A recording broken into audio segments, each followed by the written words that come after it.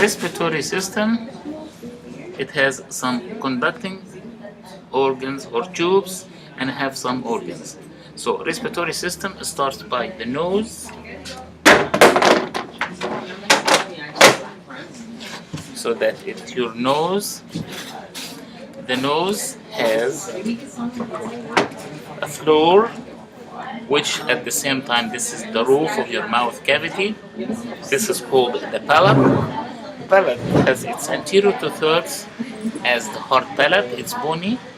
Posterior one-third is a soft palate and is ending by this finger-like projection called uvula.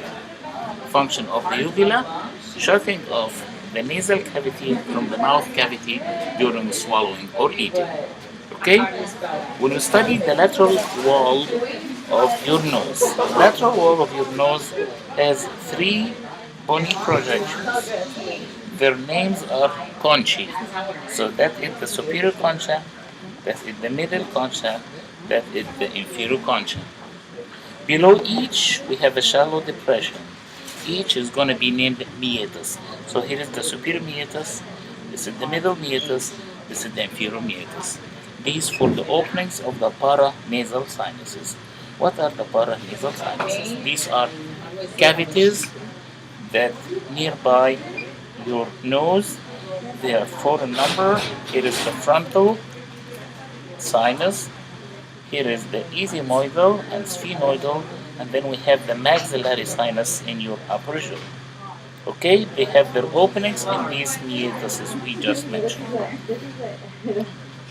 They are empty rooms to make the weight of the skull lighter and to make resonance of your voice and to make warming of the air you inhale. Next to the nose, we have the pharynx. The pharynx is divided into three parts. The part of the pharynx opposite your nose is called nasopharynx.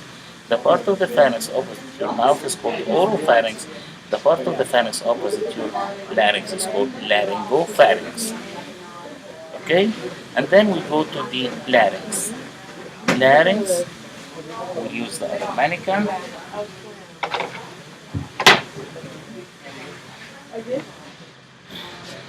Larynx is made by 8 cartilages. These 8 cartilages would like to know just 3 names only. First of all, this is the hyoid bone. It's not a cartilage, it's a bone. It has horns. This is the small horn, the lesser horn, and this is the greater horn or the large one. Attached to the hyoid bone is the most back of your tongue muscles attached to it.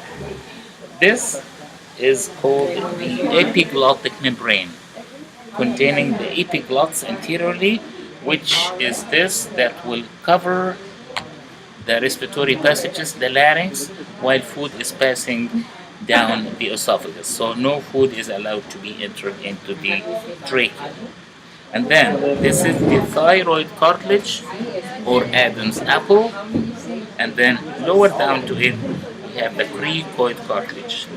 It has so many small muscles attached to it, and it contains inside it this thyroid cartilage the vocal cords that are inverted V shape when they are acting inside. Next to the larynx we have the trachea. As you see the trachea, half of it in your neck and the other half in the abdomen. We'll see this in the other mannequin. The trachea is open all time by these tracheal rings.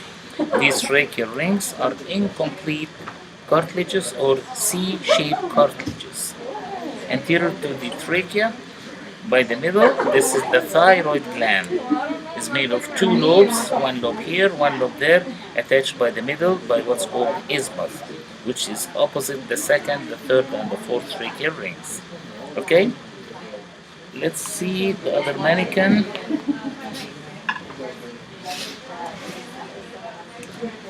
This is again a quick review.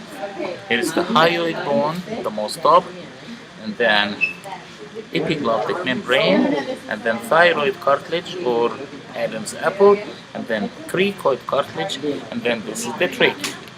As you see, half of the trachea in the neck, the other half inside the thoracic cavity. Going lower down, these are the 2 lungs The right lung has three lobes, upper, middle, and lower.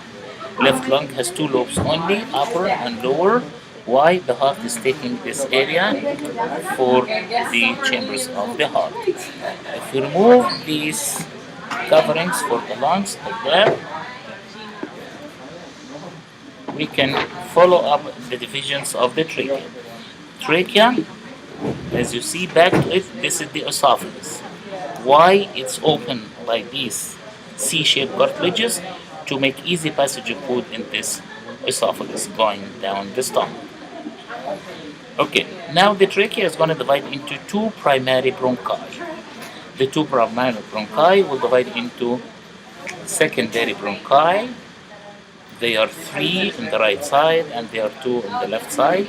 And then more divisions into smaller and smaller bronchi will go into tertiary bronchi, and then finally will divide into smaller bronchioles at the most, and we have these alveolar sacs or small balloons where gas exchange can take place in these things. Below the two lungs, we have this is the main muscle of respiration. This is the diaphragm, as you see, it's made of two lobes like that.